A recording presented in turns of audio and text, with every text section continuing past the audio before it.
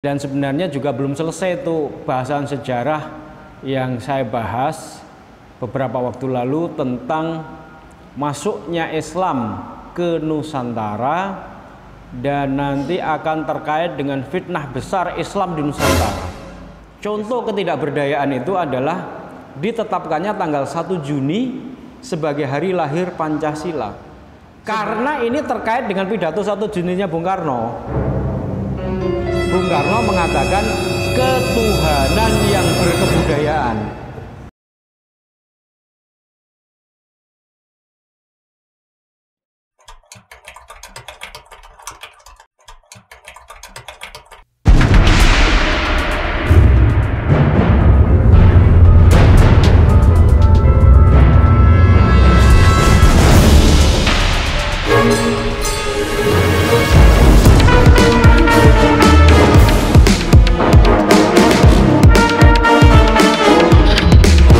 Bismillahirrahmanirrahim. Assalamualaikum warahmatullahi wabarakatuh. Alhamdulillahilladzi arsala rasulahu bil huda wa dinil haq liyudhhirahu 'ala dini kullih walau karihal kafirun walau karihal musyrikun walau karihal munafiqun. Asyhadu an la ilaha illallah wa asyhadu anna Muhammadan abduhu wa rasuluh. Allahumma sholli ala Muhammad wa ala ali Muhammad. Qala Allah Ta'ala fil Qur'anil Karim, a'udzu billahi minasyaitonir rajim. Bismillahirrahmanirrahim. Huwallazi ba'atsa fil ummiyina rasulan minhum yatslu 'alaihim ayatihi wa yuzakkihim wa yu'allimuhumul kitaba wal hikmah wa in kanu min qablu lafi dhalalim mubin. Shadaqallahul azim. Bapak Ibu jamaah Masjid Al-Mahdi rahimakumullah, puji syukur kita panjatkan kepada Allah Subhanahu wa taala yang telah memberikan hidayah, nikmat hidayah, nikmat iman dan Islam, serta kesempatan, kesehatan, sehingga kita bisa menjalankan kewajiban 5 waktu sholat. Dan barusan kita berjamaah sholat maghrib dan dilanjutkan dengan kajian Al-Islam yang pada sore hari ini kita mengambil tema tentang sejarah Islam. Semoga niat kita untuk beribadah, menjalankan kewajiban sholat berjamaah dan dilanjutkan dengan taklim ini menjadi bagian dari amal ibadah yang akan mempermudah kita di dalam nanti menghadap pada Allah Subhanahu wa taala. Salawat dan salam semoga selalu terlimpah, tercurah kepada Nabi besar Muhammad sallallahu alaihi wasallam beserta keluarga, sahabat dan pengikutnya hingga akhir zaman. Jemaah rahimakumullah, saya sengaja membaca surat Al-Jum'ah yang ini sering saya baca. Kenapa? Karena terkait dengan sejarah. Ini panjang lebar ayat ini kalau kita membahas tentang sejarah. Dan sebenarnya juga belum selesai itu bahasan sejarah yang saya bahas beberapa waktu lalu tentang masuknya Islam ke Nusantara dan nanti akan terkait dengan fitnah besar Islam di Nusantara. Islam di Nusantara itu ada fitnah besar yang turun-temurun, yang ini menjadi persoalan yang banyak menjadi perdebatan. Tapi belum selesai kita bahas dan belum selesai sampai juga ke situ. Kemudian kita dilanda badai Covid dan kemudian kita terhenti melakukan kajian mungkin sekitar 2-3 bulanan ya. Dan lalu kemudian sekarang begitu kita masuk ke Covid, berhenti kajian, tapi di luar kita harus work from home, harus berada di rumah. Tapi di luar rumah terjadi banyak hal ya yang menyebabkan akhirnya kita juga harus keluar ya. Dan saya membaca surat Al-Jum'ah ini terkait dengan nanti itu kalimat al-hikmah ya. Nah, di dalam kata ini yang nanti akan terkait dengan sila keempat Pancasila. Nah, Pancasila itu sila keempatnya kan ada kata kerakyatan yang dipimpin oleh hikmah kebijaksanaan dalam permusyawaratan perwakilan, dan kita tidak menemukan tafsir makna kata hikmah itu selain kalau kita membaca Al-Quran, karena di dalam bahasa Indonesia silahkan cari dimanapun tidak ada kata hikmah itu. Kosakata hikmah itu berasal dari Al-Quran dan ada sejarahnya. Nah itu juga terkait, sebentar ini kalau enggak saya matikan ini telepon akan masuk terus sebentar.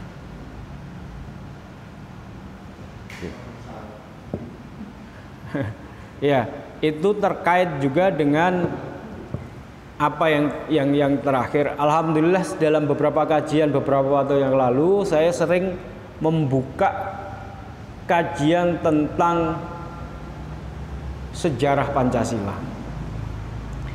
Yang sejarah Pancasila itu jarang diajarkan dan pengajaran tentang sejarah Pancasila itu sudah dibelokkan.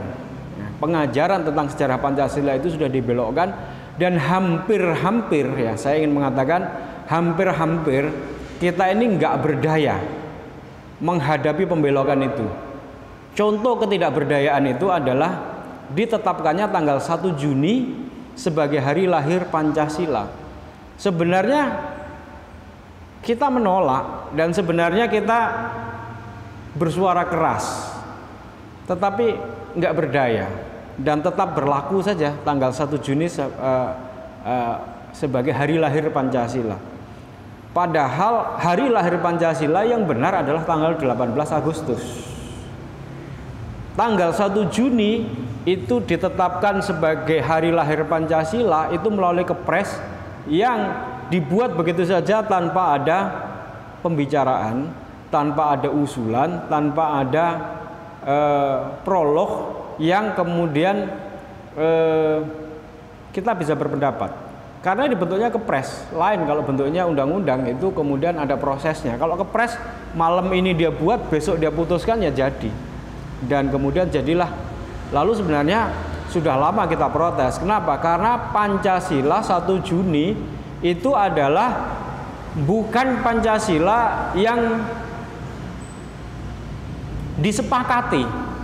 Dia hanya berupa sebuah pidato, yang pidato itu hanya sebuah wacana yang dipidatokan oleh Bung Karno, yang kemudian tidak disetujui. Nah, yang paling penting dia hanya sebuah wacana, yang wacana itu kemudian dibahas di dalam PPKI dan kemudian PPKI tidak menyetujui, sama sekali tidak menggunakan pidato Bung Karno yang menjelaskan tentang Pancasila itu ada 5 sila, di mana sila ketuhanan itu berada di urutan kelima dan bisa diperas menjadi trisila, sosio nasionalisme ya, kemudian bisa diperas lagi menjadi ekasila, menjadi gotong royong. Itu adalah sebuah wacana yang tidak pernah disepakati, bahkan tidak pernah menjadi sebuah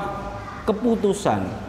Nah, keputusan itu adalah setelah terjadi sekian banyak pidato, lalu kemudian dibentuklah apa yang disebut dengan tim 9, panitia 9. Panitia 9 itu akhirnya pada tanggal 22 Juni bersepakat untuk membuat sebuah gentleman agreement, kesepakatan bersama kalau negara Indonesia nanti merdeka, maka dasarnya adalah ini yang disebut dengan Piagam Jakarta yang ditandatangani dan disepakati pada tanggal 22 Juni. Namun apa yang sudah menjadi gentleman agreement itu akhirnya harus diubah dan disepakati ulang dengan sebuah kekecewaan bagi umat Islam, tetapi kekecewaan itu akhirnya harus diterima. Ya, kekecewaan itu harus diterima dengan sebuah catatan nanti akan kita bicarakan lagi, yaitu ketika terbentuk sebuah badan yang disebut dengan konstituante. Ya. Kesepakatan itu adalah pada tanggal 18 Agustus dicoretlah kalimat yang ada di dalam sila pertama yang ada di dalam Piagam Jakarta atau Jakarta Charter. Ketuhanan dengan kewajiban menjalankan syariat Islam bagi pemeluknya itu dicoret. Dan umat Islam sudah menerima. Umat Islam menerima, nanti akan kita bicarakan lagi. Nah, dan kemudian pencoretan itu disepakati oleh tokoh-tokoh Islam, baik Ki Bagus Hadikusumo waktu itu adalah ketua PP Muhammadiyah, Kyai Wahid Hasyim, dan Kasman Singodimedjo juga dari Muhammadiyah, yang akhirnya berhasil melobi Ki Bagus Hadikusumo. Ki Bagus Hadikusumo sama Kyai Wahid Hasyim sama sekali tidak mau. Lalu deadlock. Nah, ketika deadlock, sementara kita sudah proklamarkan negara ini kemarin tanggal 17 Agustus, kita juga sudah pilih presiden dan wakil presiden, lalu negara ini belum ada dasarnya. Kita mau menggunakan apa dasar negara ini untuk berjalan. Lalu kemudian Bung Karno melobi Ki Bagus dan Kyai Wahid Hasyim serta Haji Agus Salim dan Kyai Kahar Muzakar itu tidak berhasil. Mereka tidak mau dan tidak bersedia untuk mencoret. Lalu kemudian melakukan lobby lewat Kasman Singodimedjo. Nah, Kasman Singodimedjo itu kemudian melobi, ngomong kepada Ki Bagus Hadikusumo dengan bahasa Jawa kromo inggil yang sangat halus. Ya, saya kira buku apa itu namanya, ucapan Kasman Singodimedjo kepada Ki Bagus Hadikusumo itu bisa dibaca di dalam buku yang ditulis Endang Saifuddin Ansori tentang sejarah Pancasila. Ya. Tapi intinya kemudian pada tanggal 18 Agustus itu akhirnya Ki Bagus bersedia, asal kemudian diganti kalimat itu dengan ketuhanan yang Maha Esa. Nah, kalimatnya di dalam Piagam Jakarta itu masih berbunyi begini: ketuhanan yang Maha Esa berdasar atas kemanusiaan yang adil dan beradab. Di dalam rapat, Ki Bagus Hadikusumo kemudian meminta tolong kalimat berdasar atas itu dicoret. Jadi bunyinya ketuhanan yang Maha Esa kemudian kemanusiaan yang adil dan beradab. Sebelumnya bunyinya begini: ketuhanan yang Maha Esa berdasar atas kemanusiaan yang adil dan beradab. Nah, kalimat ini sebenarnya Ki Bagus hanya mengusulkan, oke, saya terima ketuhanan yang Maha Esa, dengan catatan nanti di konstitusi kita akan bicarakan lagi. Tapi tolong dicoret itu kata berdasar atas, dua kata berdasar atas itu tolong dicoret. Apa penjelasannya? Karena ini terkait dengan pidato 1 Juninya Bung Karno. Bung Karno mengatakan ketuhanan yang berkebudayaan. Nah, sementara di situ mengatakan ketuhanan yang Maha Esa berdasar atas kemanusiaan yang adil dan beradab. Ini terkait dengan kata-kata yang ditolak oleh ulama, kata-kata ketuhanan yang berkebudayaan. Kenapa? Ketuhanan yang berkebudayaan itu adalah sebuah paham ateisme. Kenapa? Kalimat itu adalah sebuah kalimat yang sebenarnya menegasikan kata Tuhan. Kenapa? Ketuhanan yang berkebudayaan itu artinya ketuhanan yang berlaku, nilai-nilai ketuhanan yang berlaku adalah harus sesuai dengan budaya. Nah, Sementara orang ateis itu mengatakan begini, agama itu adalah hasil budaya. Agama itu adalah produk dari sebuah kebudayaan. Apa yang dimaksud oleh orang ateis? Tuhan itu adalah hasil olah pikir budaya manusia. Apa yang dia katakan? Orang beragama itu adalah orang yang putus asa, yang ketika memikirkan sesuatu dan tidak menemukan jawabannya, lalu kemudian dia putus asa, dan karena dia putus asa, maka kemudian dia menciptakan sebuah konsepsi yang namanya Tuhan. Apa itu? Tuhan itu adalah sesuatu yang maha dahsyat, pencipta alam semesta, maha besar, bisa berbuat apa saja, pokoknya dia hebat, super hebat, maha hebat. Lah, kalau kemudian orang beragama itu memikirkan sesuatu dan kemudian sudah tidak ketemu nalarnya, maka kemudian dia mengatakan ini adalah pekerjaan Tuhan. Nah, itu orang ateis mengatakan begitu. Contoh misalnya apa?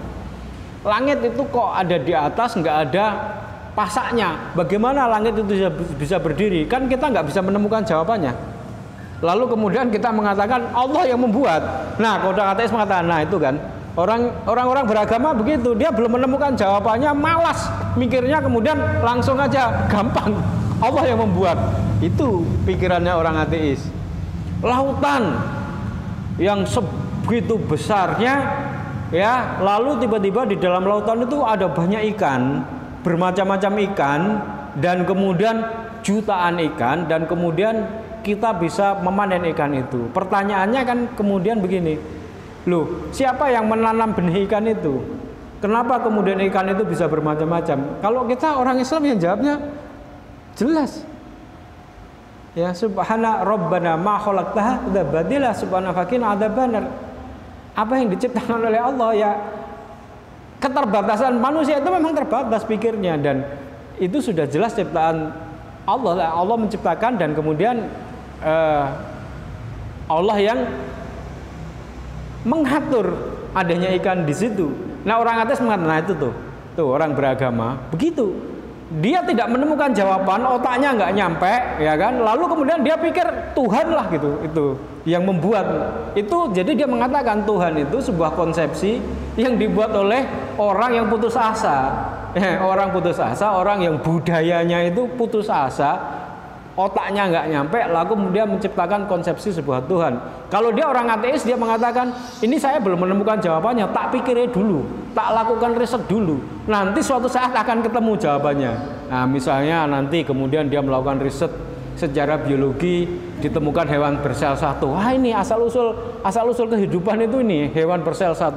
Hewan bersel satu itu asal usulnya dari mana? Dia melakukan percobaan, ya, sesuatu kemudian kena halilintar. Setelah kena halilintar, kemudian hewan bersel satu itu kemudian membelah menjadi 2, membelah menjadi 4, membelah menjadi 8. Nah, ini penjelasannya begitu, dan lain sebagainya, dan lain sebagainya.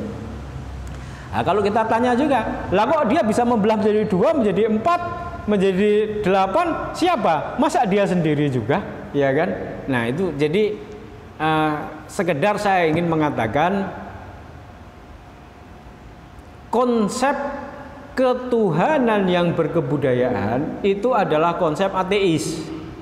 Itulah perdebatan di dalam di dalam PPKI untuk menolak konsep ketuhanan berkebudayaan yang dipitadokan oleh Bung Karno pada tanggal 1 Juni yang dia mengatakan ketuhanan yang berkebudayaan. Ini konsep ateis. Artinya apa?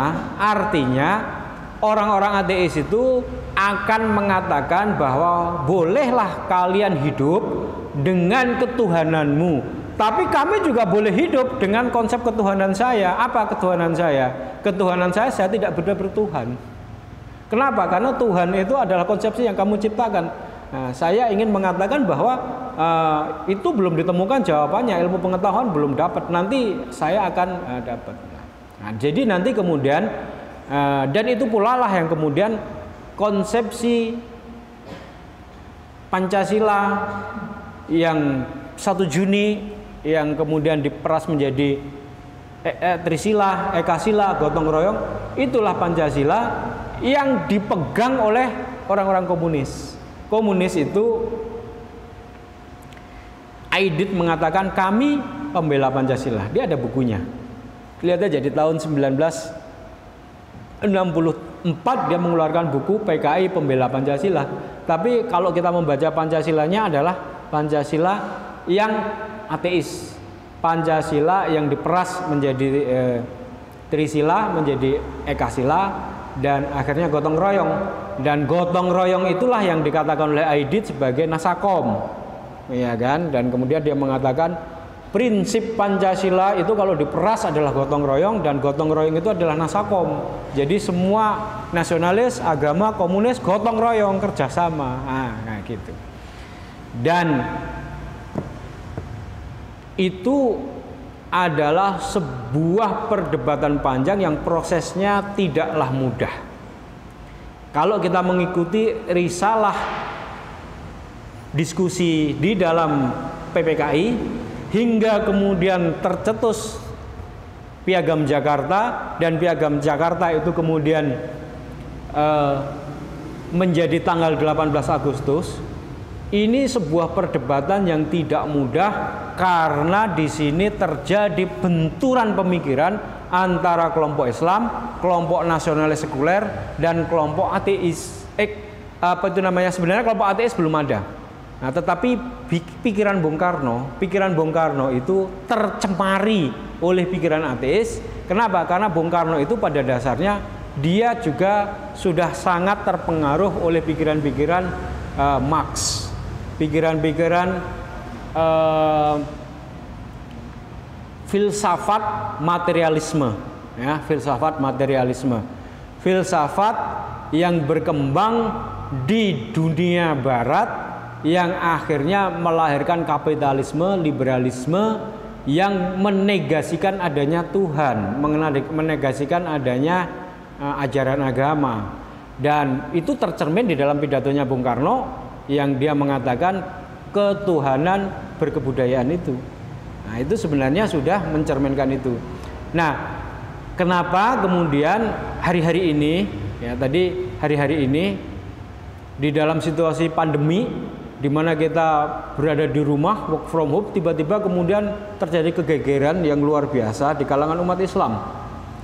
Kegegeran ini menurut saya belum pernah terjadi sebesar ini setelah kemudian Indonesia merdeka terkait dengan sebuah konsep bernegara. Karena sebenarnya kita juga sudah agak tidak berdaya itu ketika Pancasila ditetapkan tanggal kelahirannya 1 Juni, kita udah nggak berdaya, nggak bisa merubah, nggak bisa protes. Nah, tapi kemudian ada RUU yang namanya haluan ideologi Pancasila ini yang kemudian saya kaget luar biasa. Karena begitu saya menerima draft ini, ya, saya menerima draft ini kalau belum pernah melihat nih draftnya ini saya terima sekitar pertengahan bulan Mei. Lalu saya berkeliling bertemu dengan kiai-kiai. Salah satu kiai yang saya temui pada waktu itu, karena di sini kebetulan nggak Jumatan, saya Jumatan ke Pacet, ke pondok pesantren Riyadul Jannah di Pacet, Kiai Mahfud Sobari. Dan habis Jumatan kemudian saya ngobrol bertiga, Kiai Mahfud Sobari sama pengampu pondok itu namanya Gus Yusuf. Dan kemudian Kiai Mahfud itu begitu membaca draft ini, baru kemudian dia baca 1 lembar 2 lembar sampai pada pasal 7, ya, pasal 3, kemudian pasal 7 dia langsung taruh, kemudian dia bilang, "Mas, ini PKI," dia langsung bilang gitu. Ini PKI. Ya, ini orang sepuh itu begitu membaca ini langsung PKI. Mana Yai yang menunjukkan ini PKI?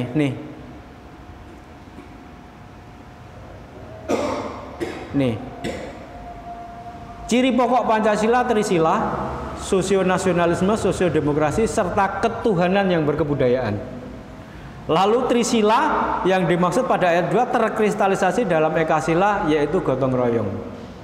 ini konsepnya Pancasilanya PKI. Dia bilang begitu. Nah, oke, kemudian ini masih awal Mei. Lalu kemudian saya berdiskusi dengan Prof. Daniel M. Rosid, saya datang, begitu dia sebelumnya sudah dikasih ini, dia sudah baca lebih lengkap, lalu kemudian dia mengatakan ini jauh lebih berbahaya daripada undang-undang Corona yang kemarin kita protes, yang masih belum selesai, dan jauh lebih berbahaya dari Omnibus Law, undang-undang yang juga sedang kita protes belum selesai. Apa Pak Daniel? Saya bilang ini undang-undang satu, dia berbentuk Omnibus Law, meniadakan seluruh konsep ideologi Pancasila yang kita pahami. Pancasila yang kemarin berlaku saja itu sudah belok, kita lagi luruskan, sekarang itu dihapus semua dan kemudian diganti dengan sebuah pemahaman Pancasila versinya orang-orang PKI, dia bilang. Nah, apa itu? Satu,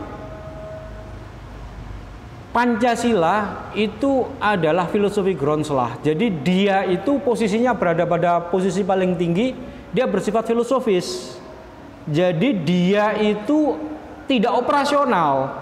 Tidak bisa kemudian Pancasila itu bisa digunakan untuk mengatur orang, kamu harus berbuat begini, berbuat begitu, berbuat begini, kamu bangun tidur begini, begini, kamu jalan kanan atau jalan kiri. Enggak, Pancasila itu bukan sebuah aturan operasional. Dia itu adalah filsafat. Dalam bahasa hukumnya disebut filosofi Groundslah atau fundamental norma yang paling fundamental. Dia itu adalah sebuah tatanan untuk mengatur negara, bukan mengatur manusia. Manusia menurut Pancasila dan Undang-Undang Dasar 45 yang kita sepakati di dalam BPU PKI dan PPKI adalah dia itu mengatur negara, tatanan negara. Manusia diatur menurut agamanya masing-masing. Agama Islam mengatur orang Islam mulai dari bangun tidur, mulai sampai tidur, cara makan, cara minum, cara kawin, cara nikah, cara sholat, cara beribadah, cara puasa itu diatur oleh agamanya masing-masing. Dan Pancasila itu berpedoman adalah setiap warga negara berhak menjalankan agamanya masing-masing. Jadi kehidupan keagamaannya itu diatur oleh agamanya masing-masing. Sementara Pancasila itu adalah tatanan kehidupan untuk mengatur negara. Makanya kemudian Pancasila itu ideologi negara, bukan ideologi seperti ideologi kapitalisme. Macam-macam lah penjelasannya, panjang lebar. Intinya sebenarnya Pancasila itu dia posisinya paling atas. Lalu dia kemudian diturunkan menjadi sebuah undang-undang saja.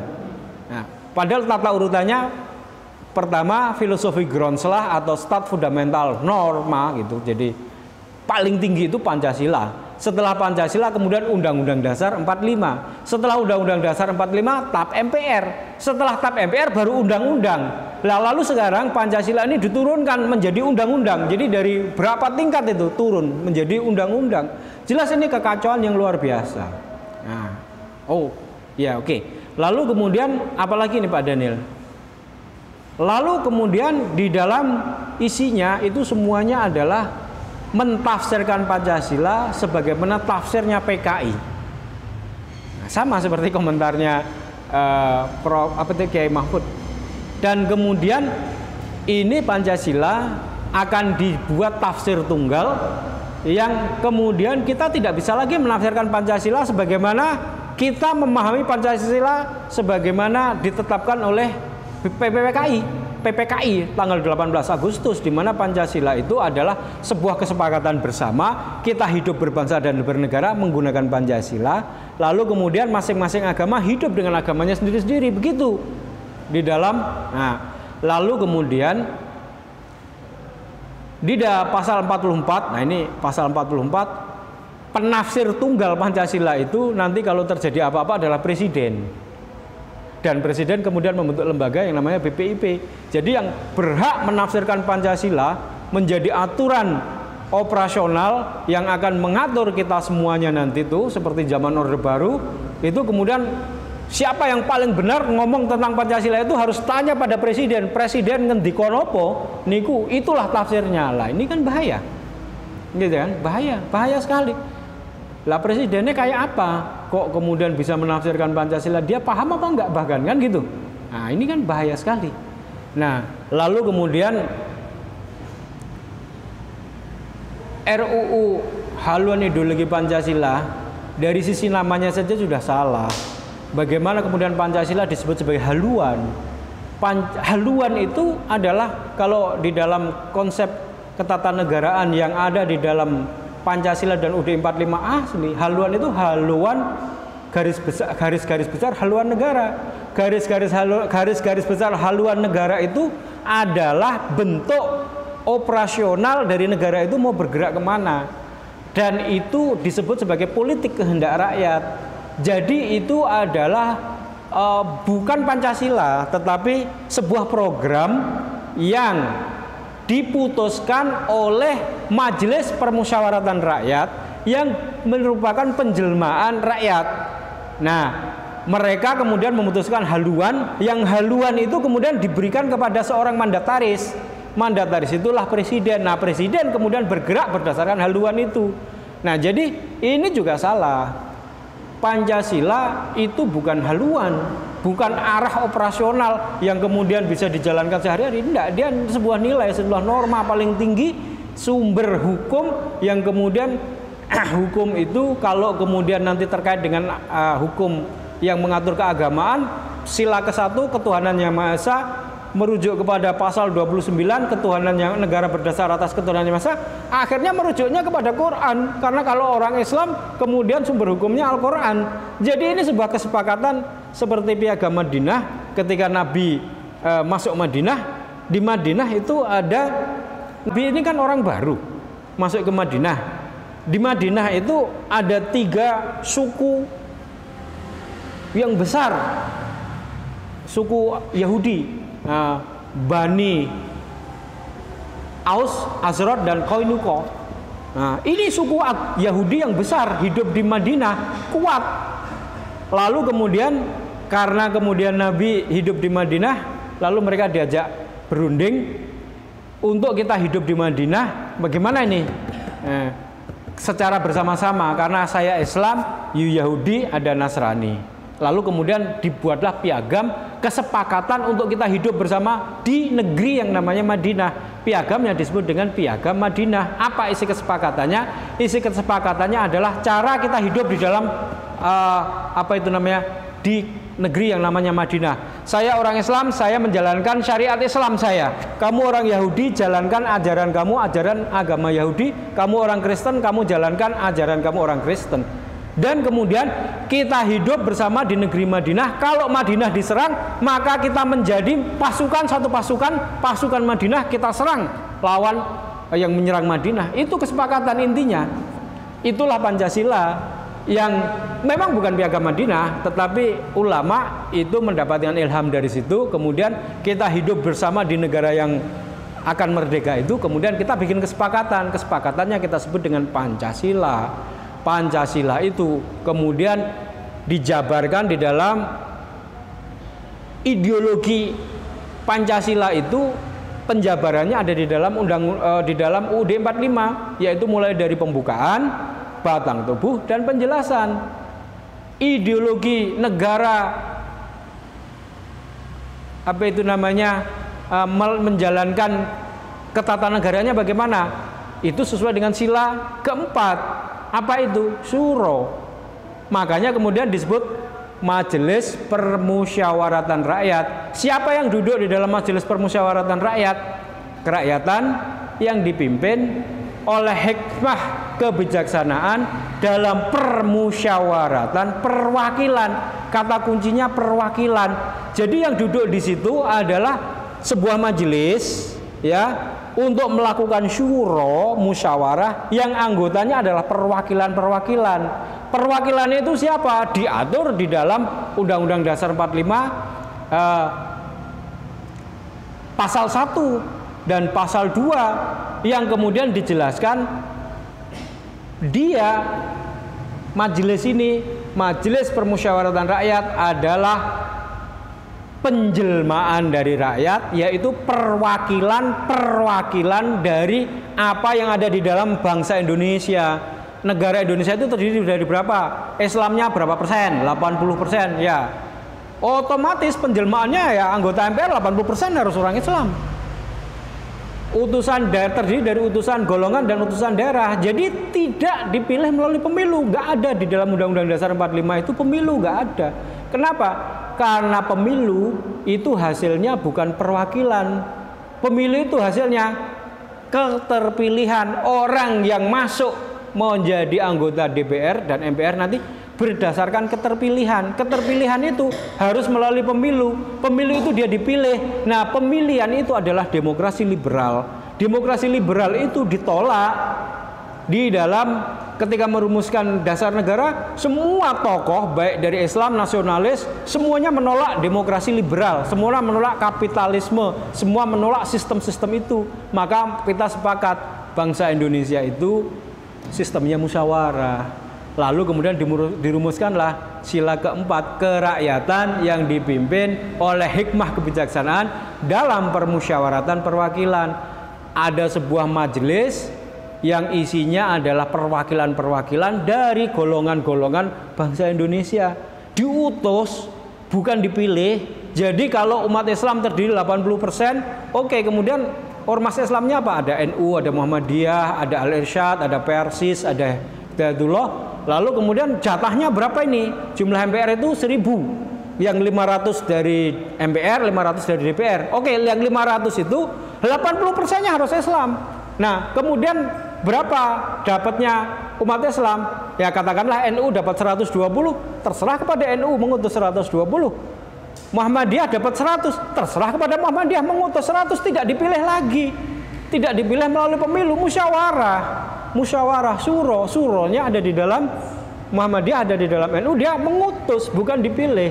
Makanya namanya Majelis Permusyawaratan Rakyat. Ini adalah konsepsi Islam dari wasyawirhum, syuro, yang di dalam kitab Al-Ahkamul As-Sultaniyahnya Imam Al-Mawardi. Inilah yang disebut dengan konsep syuro ahlul hali wal aqdi. Jadi anggota MPR itulah yang disebut dengan ahlul hali wal aqdi. Syaratnya apa? Syarat ahlul hali wal aqdi itu adalah orang yang punya hikmah. Apa itu orang yang punya hikmah? Di dalam surat Al-Jumu'ah tadi memberikan isyarat bahwa orang yang punya hikmah itu adalah orang yang menguasai Al-Quran dan As-Sunnah.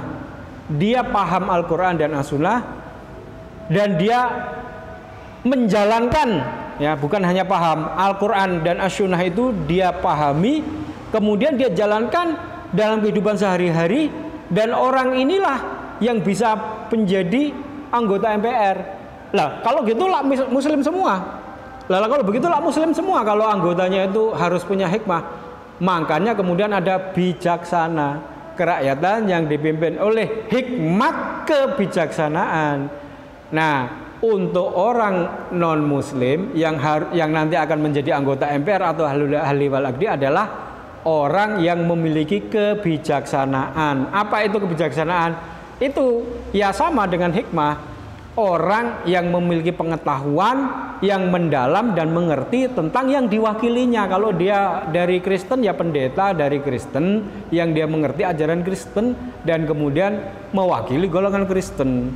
Mereka Buddha yang mewakili Buddha. Mereka mewakili adat mana ya mengerti. Makanya kemudian hikmat kebijaksanaan. Nah, ini sebenarnya kalimatnya sama.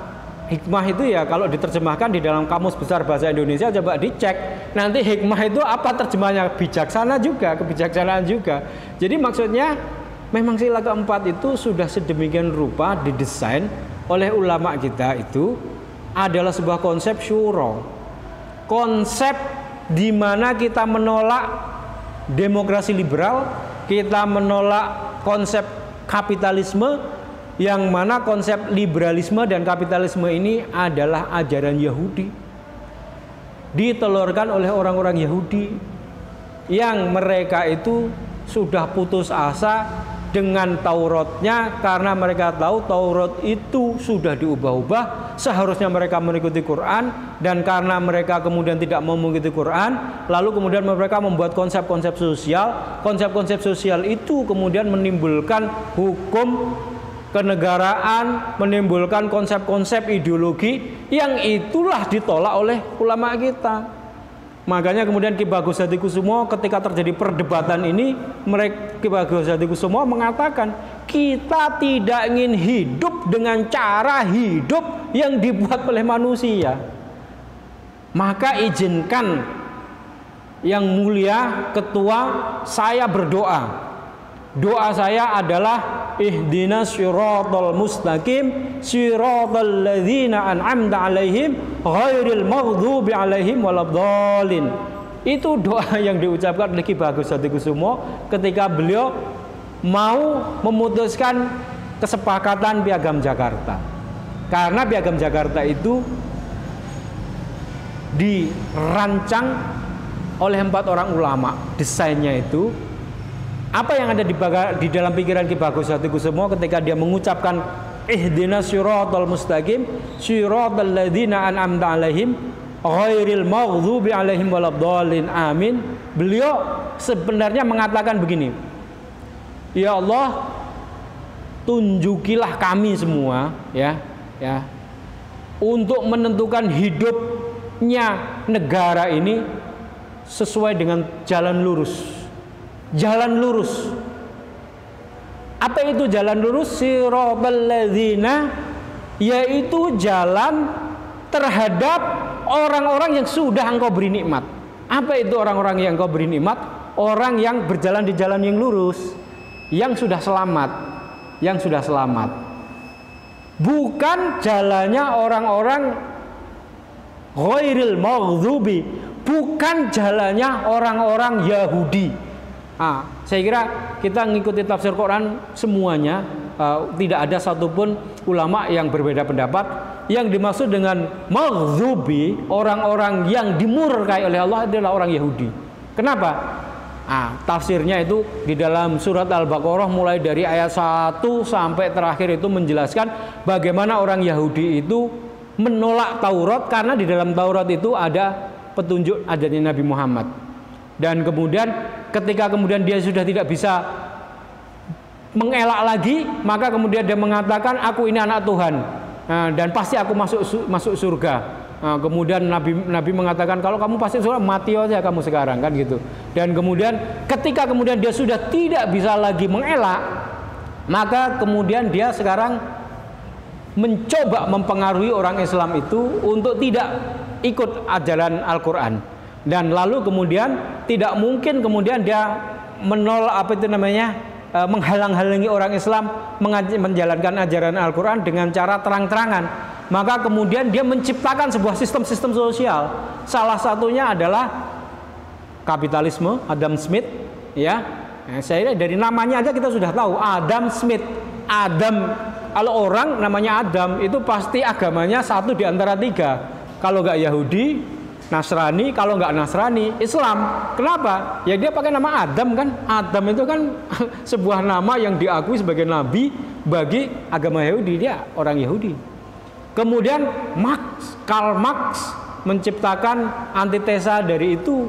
Itu juga menciptakan sosialisme yang kemudian bertemulah kemudian antara kapitalisme dan sosialisme itu dalam konsep demokrasi dengan berbagai variannya. Ada demokrasi liberal, ada demokrasi yang kemudian nanti macam-macam dan lain sebagainya. Nah, Ki Bagos Hadikusumo membaca doa itu untuk mengatakan bahwa yang kita golkan ini adalah sebuah konsepsi yang lurus, jalan lurus. Ihdinas siratal mustaqim siratal ladzina, bukan jalannya orang Yahudi. Siratal ladzina an'amta alaihim ghairil maghdubi alaihim waladdallin, dan juga bukan jalannya orang zalim. Zalim ini siapa? Waladdallin siapa? orang Nasrani, orang yang tersesat.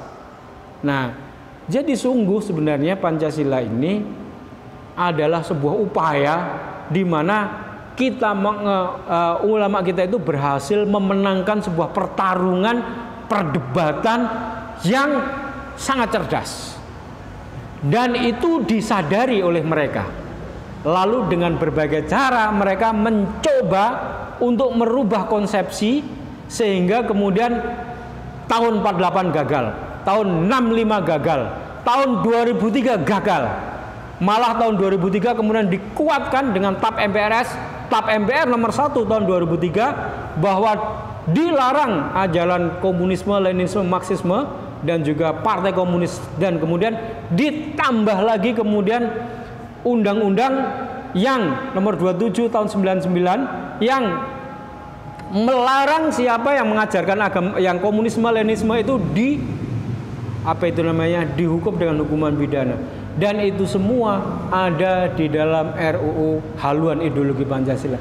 Maka kemudian kita semua kaget, dan tidak heran kalau kemudian dimulai dari tokoh-tokoh ulama di daerah-daerah, dimulai dari Madura, Tulungagung, Kediri, Bandung, Jakarta, lalu disambut dengan Muhammadiyah, NU dulu ya, MUI dulu, kemudian Muhammadiyah, kemudian NU dan Dewan Dakwah, semuanya ini umat Islam bersatu. Ada apa? Ini luar biasa. Ya, karena yang sedang diotak-atik ini adalah sebuah kesepakatan konsensus nasional yang luar biasa, sudah kita terima. Lalu dia keluar. Pancasila 1 Juni itu tidak pernah menjadi keputusan dan tidak pernah menjadi hukum positif di negara ini. Lalu tiba-tiba mau menjadi hukum positif di dalam RUU Haluan Ideologi Pancasila. Maka kemudian kita semua keluar. Nah, itulah kira-kira yang bisa saya jelaskan, dan saya kira memang kita perlu memahami ini supaya kemudian kita mengerti bahwa upaya untuk melemahkan dan menghalangi orang Islam menjalankan ajaran Islam melalui hukum positif yang sudah kita sepakati itu tidak berhenti, dan sampai sekarang masih berlangsung. Dan oleh karenanya kita lihatlah apa yang terjadi ini benar-benar luar biasa, yang saya kira ya kita bersyukur karena kita sudah membahas hal ini itu agak panjang gitu. Saya membahas hal ini itu sudah agak panjang, dan insya Allah kita memahami semua, kita mengerti semua kenapa kemudian kita harus keluar dari rumah dan kemudian merespon, menolak ini. Dan ini adalah justru peluang bagi kita untuk kita berseru, menyerukan supaya kita kembali kepada Pancasila dan Undang-Undang Dasar RI 45 yang sudah menjadi kesepakatan. Ya, itulah saya kira apa yang bisa saya jelaskan terkait dengan hal yang sangat penting bagi umat Islam, yaitu terkait dengan kedudukan Pancasila dan terkait dengan pemahaman kita terhadap Pancasila, bahwa itu adalah sebuah kesepakatan bagi kita, kemenangan bagi kita. Billahi taufiq wal hidayah. Assalamualaikum warahmatullahi wabarakatuh.